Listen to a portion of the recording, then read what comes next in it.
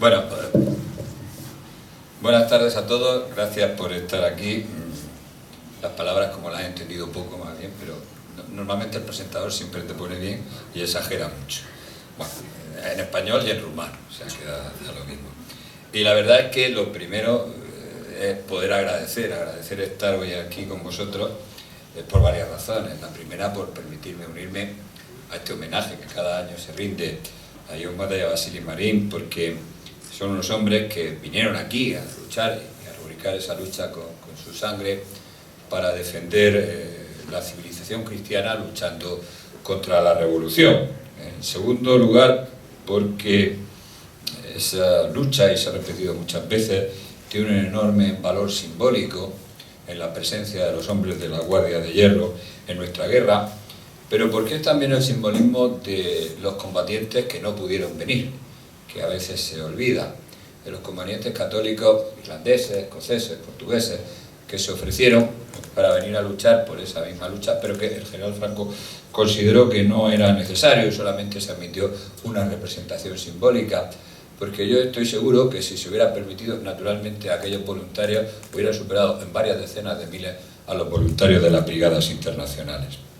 Y es porque en todo el mundo, incluyendo, y hay que decirlo, los Estados Unidos, por cierto, supieron ver que lo que se estaba librando en España realmente no era como ahora a veces se nos presenta o se nos dice, la lucha entre la democracia y el fascismo, sino la defensa de la civilización occidental y cristiana frente a la amenaza comunista, que era algo que naturalmente en Rumanía sentía bastante próximo. En tercer lugar, porque para mí, como para casi todos los que provenimos de Fuerza Nueva, este es un acto familiar, porque como se ha dicho antes, siempre ha estado ligado a la persona de Blas Piñar, que yo creo que tuvo casi siempre desde que este se realiza, y por las fuertes vinculaciones que siempre tuvo el movimiento legionario con la Guardia de Hierro, la región de San Miguel Arcángel. Y naturalmente porque, bueno, como rezaba la convocatoria, también es un homenaje, o quería ser un homenaje a esa participación a Blas Piñar. Aquí se ha hecho, su hijo y su nieto, ¿verdad? Y por lo tanto, en un homenaje a Blas Piñar, yo siempre que me lo piden, naturalmente no puedo faltar. Y cuarto, porque me habéis pedido que hablara yo de Francisco Franco. Y la verdad es que hablar hoy de Francisco Franco en cualquier ambiente, sobre todo cuando encima te están grabando y luego la secta puede pedir el vídeo, ¿verdad? Pues casi es un acto subversivo y revolucionario, como diría, ¿verdad? Los que se quedan en su casa son los que no son ni subversivos ni revolucionarios. Y la verdad es que cuando tantos desde muy diverso pelaje le niegan o se ponen nerviosos o se esconden, pues algunos seguimos en primera línea defendiendo a Franco con la razón. Y defendemos la memoria y la obra de Franco con esa razón, y en este caso, además, en esta batalla en la que estamos inmersos, de defender el derecho y la razón que le asiste para continuar descansando en el Valle de los Caídos y que sean otros los que salgan antes que Franco pueda salir, que no saldrá del Valle de los Caídos. Y en definitiva, porque yo creo que todos los que estamos aquí, y los que después puedan escuchar estas charlas o estas conferencias, que es interesante realizar siempre, pues en este mundo, que hay que reconocerlo, está lleno de acomodaticios, de gente que se ha convertido a eso de la renuncia burguesa de la verdad, pues nosotros al menos damos el ejemplo de la coherencia, del valor de seguir los hombres que venimos a defender y a mantener el homenaje a la verdad de aquellos hombres que cayeron defendiendo en tiempos distintos las mismas ideas que nosotros profesamos. Y también quiero pedir perdón porque, en fin, primero, aunque yo tengo aquí unas notas que luego le hago un relativo caso, por no decir ninguno, pues naturalmente nunca escribo las conferencias, luego me tengo que poner a escribirlas si me las piden y no las pude pasar a tiempo, porque además siempre me piden muchas cosas y ando muy ocupado para que la tuvieran aquellos que necesitaran la traducción. Pero bueno, yo lo que quería un poco era ver este hilo conductor. Claro, cuando te piden que hables de Franco, dicen, mire ustedes, pues es que Franco es una cosa, es un elemento tan importante, una realidad tan poliédrica, etcétera, que uno, en estrecho margen de una charla, y una charla reducida, pues naturalmente no sabe de qué hablar, porque alcanzar a convertir o a tratar la cuestión de Franco es bastante complicado.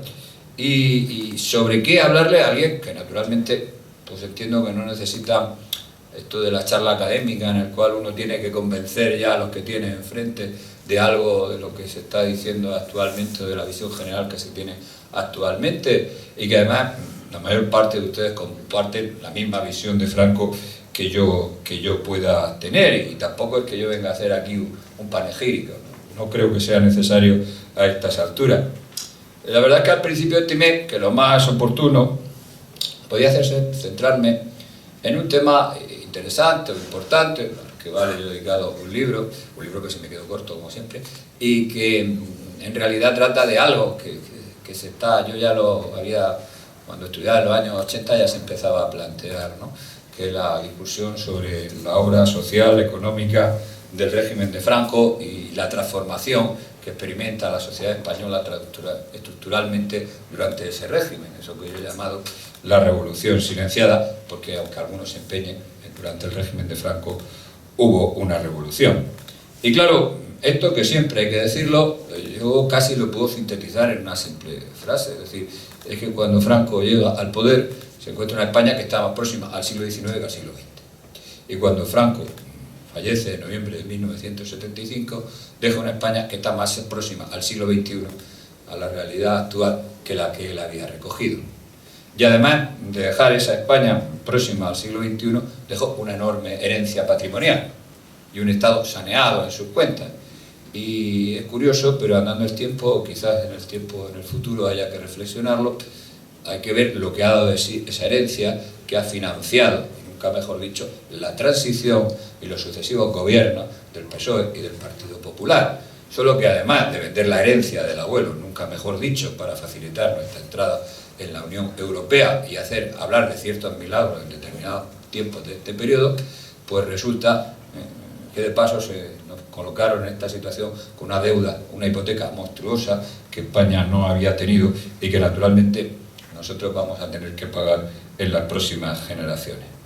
Pero esto que es algo que yo quería comentar, y porque va a estar siguiendo en el debate, si ustedes siguen La Sexta, supongo que su cadena de televisión preferida, pues naturalmente verán que ahora uno de los debates de moda está decir que Franco pues no hizo la seguridad social, no construyó los pantanos, en fin, la sociedad no cambió, todo eso lo hicieron cuando llegaron los socialistas, o algunos dicen que lo hizo cuando estaba Alfonso XIII, lo cual tiene su gracia, ¿verdad? Pero, bueno, pues esto es unas cosas que nosotros debemos de alguna manera plantear. Pero no es ese el objeto que yo quería plantearla, y yo quisiera hacerles una breve presentación de una interpretación distinta o no usual de lo que es la biografía de Francisco Franco. Yo tengo que personalizar, tengo la edad que tengo, llevo mucho tiempo de historiador y escribiendo, y además escribir de Franco es algo ligado, pues he escrito mucho sobre Franco, artículos, libros, bueno. Y la verdad es que al final, ahora cuando me ponía a repasar para una cosa que estoy haciendo en colaboración con otros sobre fotografías de Franco, pues naturalmente yo llegaba a una afirmación que parece una obviedad, y es que Franco fue un militar. Y la verdad es que esa es la razón de Franco, que a veces se pierde, es que fue siempre y sobre todo un militar.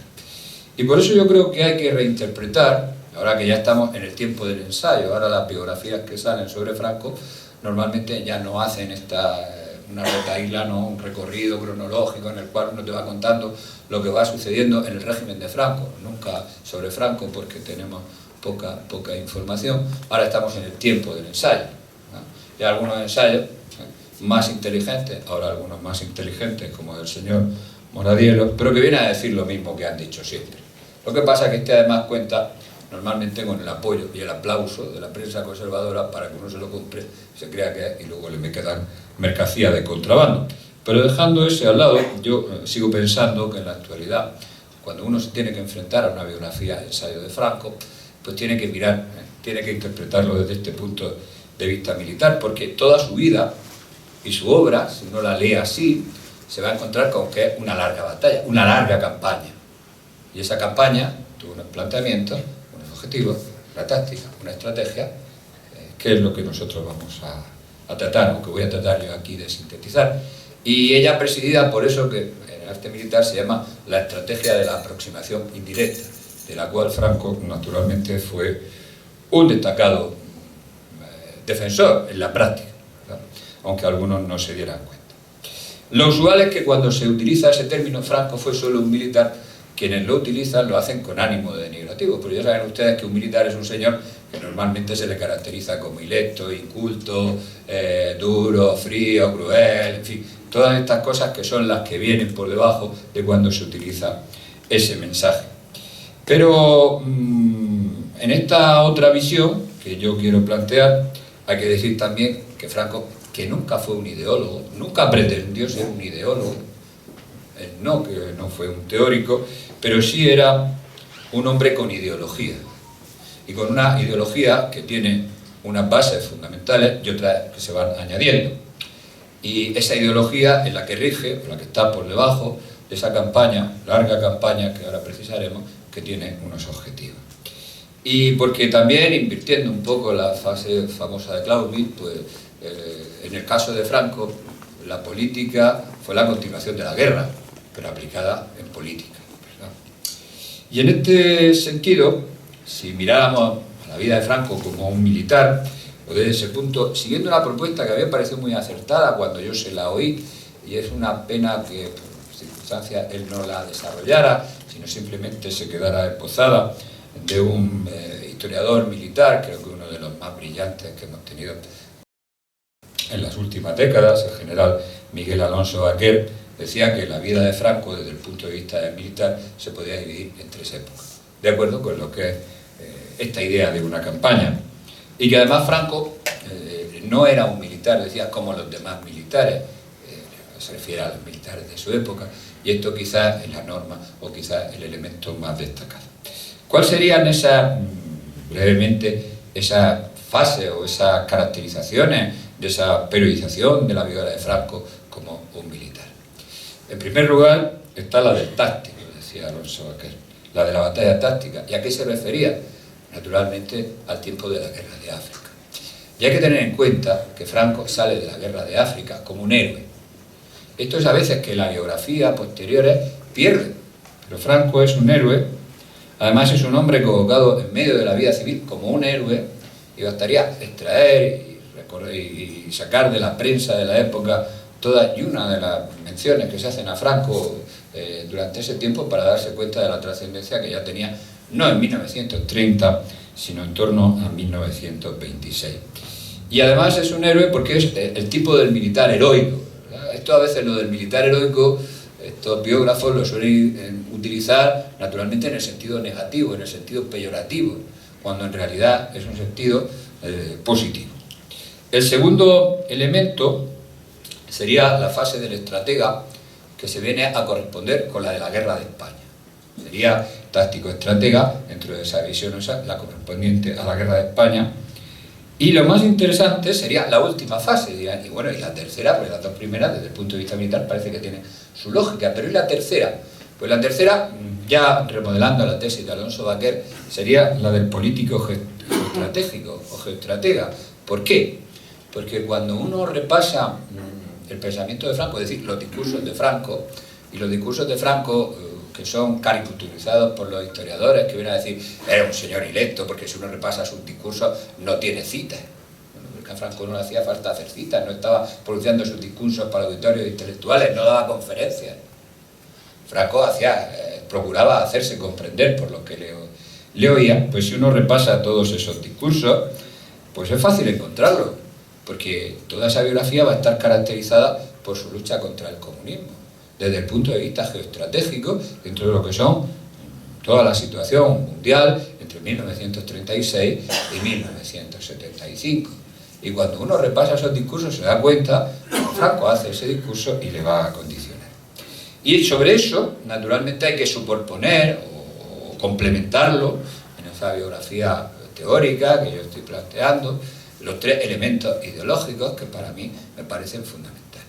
Curiosamente, esos elementos ideológicos son los que se le discuten, son los que se dicen que no los tenía, son los que se dice normalmente que es que los cogió después prestados para mantenerse en el poder. ¿Cuáles son? El primero, el catolicismo. Y esto enlaza con el principio de la presentación. es que la lucha en España fue una defensa del catolicismo o de los valores de la civilización occidental y cristiana frente al comunismo, que era su enemigo, los que pretendían destruirla. Bueno, pues ese catolicismo está en él desde muy joven. Y es curioso porque para mí, él que no fue un rebelde, no fue un conspirador contra la República desde el primer minuto. A él no se le ocurrió ponerse a conspirar para volver a traer a Alfonso XII, como hicieron otros desde el primer minuto. No, Franco es un hombre que se hace rebelde contra la Segunda República o contra la izquierda de la Segunda República, que sería lo más exacto, precisamente a lo largo de la Segunda República. Y dentro de ese elemento que le empuja está evidentemente la persecución del catolicismo. Y es curioso porque pocos lo saben. Cuando se expulsa a los jesuitas, que hace Franco, que ya está señalado y anda por Oviedo ahí un poco marginado, todavía no ha dado nuevo destino después de salir de la Academia General, cuando se cierra la Academia General, pues se va a ver al obispo a protestar y a los que están allí por la expulsión de los jesuitas en España, cosa que normalmente no se sabe. Y cuando está en Mallorca, que le acaban de mandar allí, pues da un ejemplo público, que ya le gustaría a muchos de los que dicen haberlo dado. Siendo el comandante el jefe, se va a hacer turno de la adoración nocturna, a la cual él se había hecho con 17 años aproximadamente cuando sale de cadete. Y claro, cuando el general, esto es fácil de comprender, va a hacer turno de la adoración nocturna, ya se pueden ustedes imaginar que unos cuantos más iban también, ¿verdad? Esto es una cosa curiosa. Pero hay más, es que cuando Franco sale de Madrid en 1936, todo el mundo conoce la anécdota, que Franco está ya prácticamente en rebeldía por el incendio de los templos y se niega a estrechar la mano al general en Cádiz que va a rendirle honores. Pero es que hay una serie de órdenes que se cursan para asegurar en Canarias el orden público para proteger los templos. Y poca gente sabe que en el Ferrol, esas órdenes que él hace cuando en el tránsito se produce en las elecciones de febrero de 1936, que él estaba al frente del Estado Mayor, hay una serie de órdenes para que las tropas salgan, en el Ferrol salen, ¿verdad?, a proteger los templos cuando van a ser incendiados. Pero además nos dicen algo también curioso, nos comentan, y que ustedes recordarán, que Franco en la Legión era el de las sin visas, sin vino y sin mujer. Esta anécdota se repite hasta la inmensidad. Naturalmente algunos, hasta suyos, amigos suyos, compañeros, bastante envidiosillos la mantuvieron para decir es que luego se hizo católico. Y la verdad es que Franco se hartó de explicarla, pero no aparece en ningún lado. Franco contaba que un día, estando en la Legión, tocan a formar y llega uno tarde. Y el legionario le dice, verá usted, creo que era coronel, entonces mi coronel, es que resulta que es que tenía que ir a un funeral y por eso no ha llegado a formación. Y Franco, el lenguaje legionario, le dice, es que cuando se va a formación, no está la voz de Franco naturalmente, bueno, cuando se va a formación no valen ni las misas, ni los vinos, ni las mujeres. Que es lo igual, pero no es lo mismo. Y lo que se olvidan es que llevaba arriba, cuando él era comandante, la bandera de su tercio, un querpón del Sagrado Corazón de Jesús. Aparte de los sacerdotes, los padres que iban con los legionarios en primera línea de fuego, algunos heroicos, Franco tenía mucha devoción a un compañero, ahora no recuerdo el nombre, heroico en su primera bandera, y curiosamente esta parte se les borra esto de que lo de Franco católico se le ocurrió después, no en medio de la guerra, para, en fin, mantenerse en el poder. No, porque hay que desmontar el mito, hay que quitar las bases, porque si no, aquí ya empezamos con el problema. La segunda idea, que yo creo que está ahí, es la del patriotismo. Y esto es fácil de entender. Es decir, Franco tenía una idea de la patria. Esa idea de la patria es deudora siempre de tu vida. Su familia es militar y también de su enseñanza, de lo que uno aprende. Pero es que prácticamente entra con 13 años en la Academia General y su única escuela de enseñanza es el ejército. Pero es que en esa época la historia que se enseñaba, que era una historia liberal, hay que decirlo, gran enciclopedia la de Modesto Lafuente, y luego había unos libritos pequeños que están. ¿Y qué nos contaba? Pues era la historiografía liberal, que era nacionalista y que naturalmente veía a España como una unidad y exaltaba como hilo conductor todos los héroes que ha tenido la historia de España. Igual que ahora se hace, precisamente, ya saben ustedes que ahora si cogen un libro de historia de su hijo aparecen todos los héroes de la historia de España. No sé si ahora van a incluir a Pedro Sánchez entre ellos. Bueno, pues eso, y esa España que aparece en esos libros es una, y eso es lo que aprende Franco y su generación. Y a veces se olvida que cuando se insiste mucho en esto del 98, Parece que los que han venido después están todos acomplejados con lo del 98, estamos todos pesimistas y tal. Bueno, dice, no, es decir, Franco no pertenece a la generación del pesimismo, y es que lo mejor es que él lo dice. Lo que pasa es que a Franco no le lee, ¿verdad? Bueno, pues él lo dice, no, yo no soy de la generación del 98. Dice, yo soy de la generación siguiente, pues no lo dice ahora, lo dice ya en el escrito de los años 40. Yo soy la generación del siguiente que queremos recuperar la grandeza, que somos los que queremos hacer algo y queremos volver a colocar a España en su sitio. Es decir, por eso él reivindica el imperio y todo esto. No es porque Franco se le ocurriera, no, sino porque está en ese ADN de esa generación, que es la que viene después, que por cierto, en eso coincide, aunque sean de distinta edad, con José Antonio Primo de Rivera.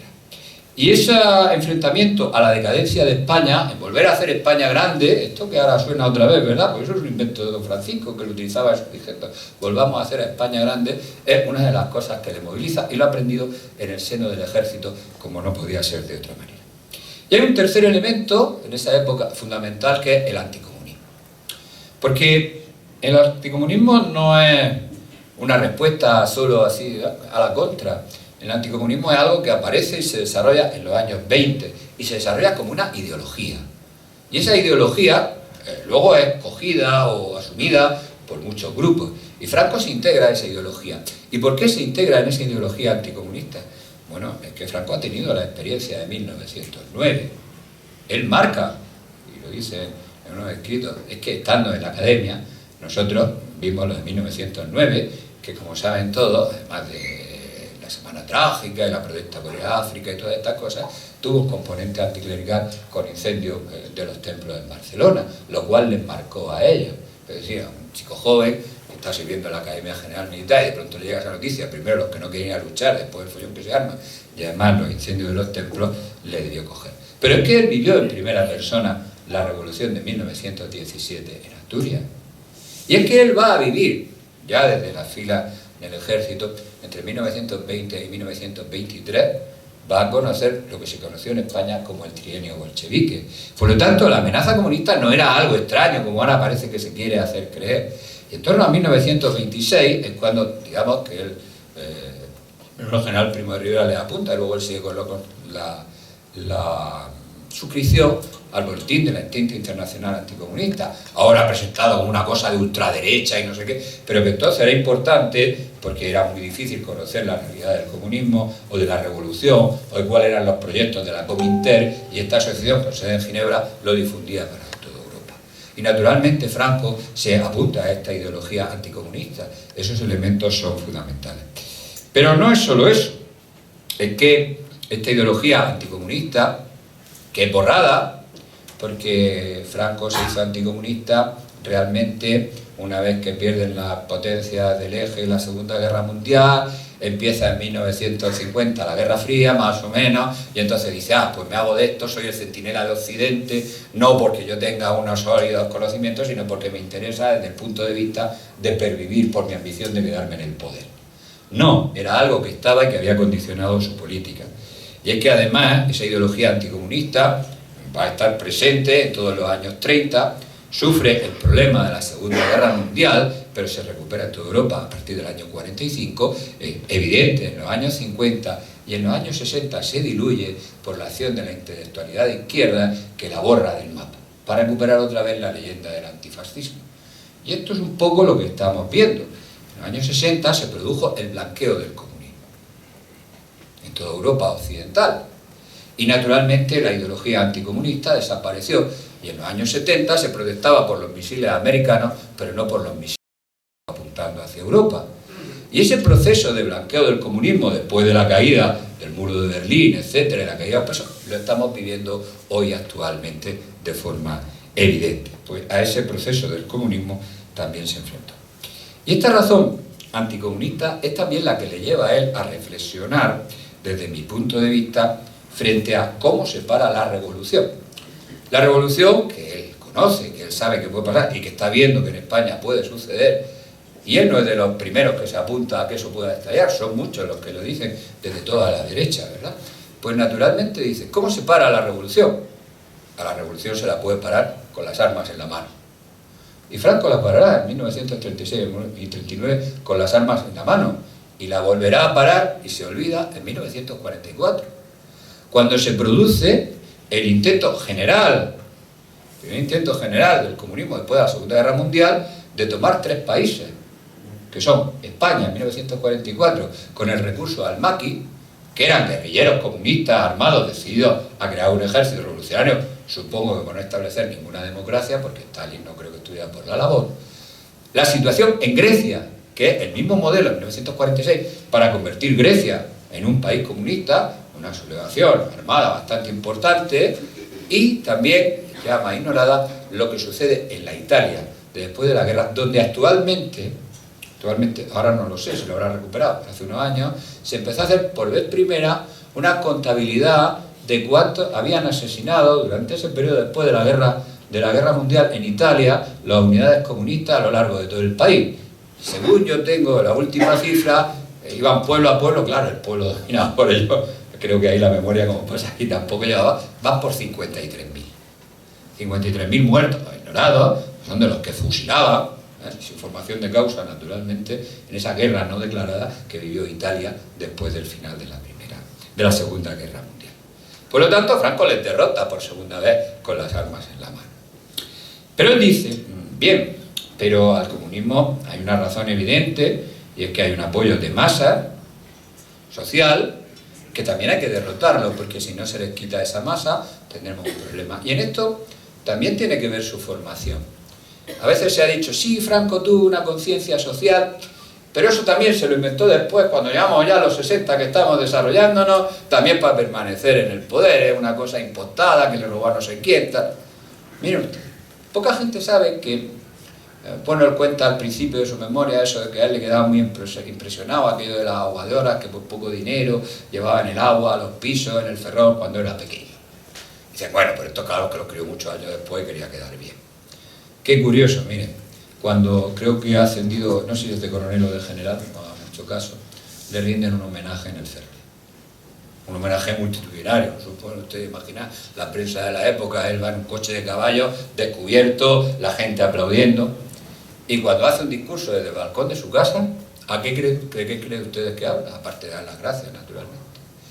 Pues de que utilizando su prestigio, era general, su prestigio y su influencia, hay un problema en los astilleros que se van a cerrar y que él se va a encargar de influir para que los astilleros no se cierren. Una anécdota como esta, que hay muchas, pero estamos hablando de 1920 y tantos. Es decir, que esto que se dice a veces, de que esto fue una preocupación posterior, ya estaba antes. Y hay otra cosa importante, y es que él lo había aprendido, ¿dónde? Pues con sus soldados. Es que Franco no estuvo al frente de tropas, quitando cuando estuvo en Oviedo, que lo pusieron a hacer lo que eran entonces no las milicias, sino que, en fin, los hijos de la buena burguesía, pues hacían la mili de una forma especial, ya lo pusieron de instructor, ¿verdad? No, él había estado al frente de tropas de desheredados, porque los que iban a la legión en los años 20, pues no eran la flor y nata de la sociedad. Ni los soldados que iban a África eran lo mejorcito de la sociedad, eran aquellos que muchas veces no podían pagarse el dinero para no ir. Y entre esos soldados, pues decía, es que yo lo he visto, ¿no? Son la gente que tiene las callos en las manos y que cómo van a amar a su patria. Esto de que lo repite muchas veces, si la patria para ellos es una madrastra, ¿no? Es de un señor de después, ¿no? Lo decía Franco entonces. Bueno, y él había aprendido otra cosa en la Legión. La Legión, hay un término que él utiliza varias veces, lo utilizaba hasta para la monarquía, ¿verdad? Que es el de virtualizar. Y en la Legión, que tiene un elemento de virtualización o de redención, si uno quiere, en su filosofía, es decir, son gente excluida muchas veces de la sociedad, que la Legión se acaba convirtiendo, virtualizando, en una redención. Y él dice lo mismo, ¿qué es lo que sucede? Porque las masas sociales se han apuntado al comunismo, no porque sean comunistas, bueno, a la revolución, ¿verdad? Porque parece que uno simboliza solo en el PC. Bueno, se han apuntado a la revolución, pero no porque sean comunistas. No porque de pronto se hayan leído a Lenin y a Marx, que también tienen narices leérselo, y lo hayan comprendido. No, porque es lo que le ofrece el espíritu de la redención, es que les dice que les va a llevar al paraíso. Y por lo tanto era lógico que se sintieran atraídos. Y por eso él dice, y lo dice una y otra vez en los discursos, esos que no leen los historiadores, ¿verdad? Dice, lo que hay que hacer es quitarle a esas masas sociales, devolverle la redención, virtualizarlo, y por lo tanto así acabaremos con el comunismo, la revolución, la izquierda, como ustedes lo quieran llamar. Y esto lo hice muchas veces. Y naturalmente, dice, pero ¿y esto de dónde le viene el código? Y él dice, bueno, pues si volvemos al catolicismo, él tenía conocimiento de la doctrina social de la Iglesia. Franco era un gran lector, lo dice cuando no le tenían que hacer la pelota a los reportajes de los años 20. Y tenía una enorme biblioteca en su casa, que la asaltaron los milicianos. Hay una noticia curiosa en el ABC republicano. Hemos asaltado la casa de Franco, lo hemos tirado todo. En fin, no dejaron nada. Es decir, hasta las películas que él rodó en África, lo quemaron todo, o lo volvieron por ahí. De hecho, algunos libros luego se subastaron muchos años después en un mercadillo, porque iban con anotaciones de Franco. Luego estaban los que decían, no, es que es un inculto porque en el Pardo no tenía una biblioteca. Mire usted, nada más que con los libros que a uno le regalan, por aquello de que te regalan siempre libros, ¿verdad? Cuando vas, tenía para decorar paredes. No, Franco tenía una biblioteca, y además es que estaba en el diseño del Pardo, estaba antes de su despacho. Que luego la familia, naturalmente, decía que hemos ido al Pardo y no estaba, claro, que la familia se la llevó. Cuando acabaron de salir del Pardo, pues se la llevaron a su casa, ¿verdad? Y hay fotos de Franco con la biblioteca después. Da igual, Franco no leía. Pero en fin, él es un hombre de la doctrina social de la Iglesia. Y a esa doctrina social de la Iglesia él va a incorporar los conceptos de José Antonio Primo de Rivera, porque entiende que son los que de verdad a él le pueden servir para esta realidad y para esa transformación de España. Con una diferencia, decía, para hacer los cambios hay que tener dinero. Lo estoy traduciendo, ¿verdad? Porque repartir miseria no sirve para nada. Si no tenemos dinero no podemos repartir. Pues hagamos dinero y después repartimos, que viene a ser lo que Franco vino a hacer. Y con esta somera caracterización de esa biografía, ¿verdad?, que tendría las líneas maestras, yo quería decir algo más. Llegué a hacer caso a esa última parte que yo decía de la política geoestratégica heredada por su oposición al anticomunismo. Cuando Eisenhower viene a visitar a Franco, ¿verdad?, a darle el abrazo y decirle querido generalísimo y tal, que sorprende a media Europa, y Eisenhower había querido venir varias veces a ver a Franco. Pero cuando estaba el jefe de la OTAN, ¿verdad?, dijeron no puede ir a verlo porque tal y igual. Pero es que además lo tiene por escrito, lo de Eisenhower. Y había querido venir a ver a Franco al general MacArthur y al general Montgomery. Y pocos saben que el general Eisenhower tiene que declarar ante la comisión una comisión del Parlamento, del Congreso y del Senado sobre Franco y lo que ha supuesto durante la gesta militar, mucho antes, ¿no?, durante la Segunda Guerra Mundial. Y dice lo que dice Eisenhower siendo general jefe, que naturalmente, si no hubiera sido por la no intervención española, hubiera sido muy difícil hacer el desembarco en el norte de África. Pero cuando viene Eisenhower y se reúne con Franco sin guión previo, curioso, ¿verdad?, el mandatario de los Estados Unidos se reúne una larga conversación de la cual se conserva la minuta. Y en esa conversación, ¿qué le dice Franco a Eisenhower? Es curioso que los presidentes americanos cuando vienen a contarle cuál es la posición de los demás países con respecto al comunismo en ese momento. Un señor que era aislado y poco menos. No. Cuando viene Nixon, le cuenta la reunión que ha tenido con Mao. No parece lo más normal. Bueno, ¿qué le dice Franco a Eisenhower? Que es importante. Tenga usted cuidado con el norte de África. Porque si en el norte de África el comunismo puede penetrar, vamos a tener un problema. ¿Y qué le dice Eisenhower también? Acaba de pasar la revuelta húngara unos años anteriores, todo el mundo se lavó las manos, menos España, que incluso estuvo a punto de mandar una segunda o tercera ya división azul. Nosotros estuvimos a punto de mandar una segunda y tercera, porque también queríamos haber mandado una a luchar contra los japoneses. Esta estuvo más a punto, pero aquello de Hungría acabó. Le dice, es que hay que apoyar a los rebeldes en los países del este si de verdad queremos, en fin, ese momento que todavía se podía hacer. Y Eisenhower se queda pensándolo. ¿Y cuál fue la política española? Esta que yo digo dentro de la geoestrategia contra el comunismo. Pues convertir España en el punto de referencia, en el punto de apoyo a los que salen de los países del este, que tienen aquí un foco de salida.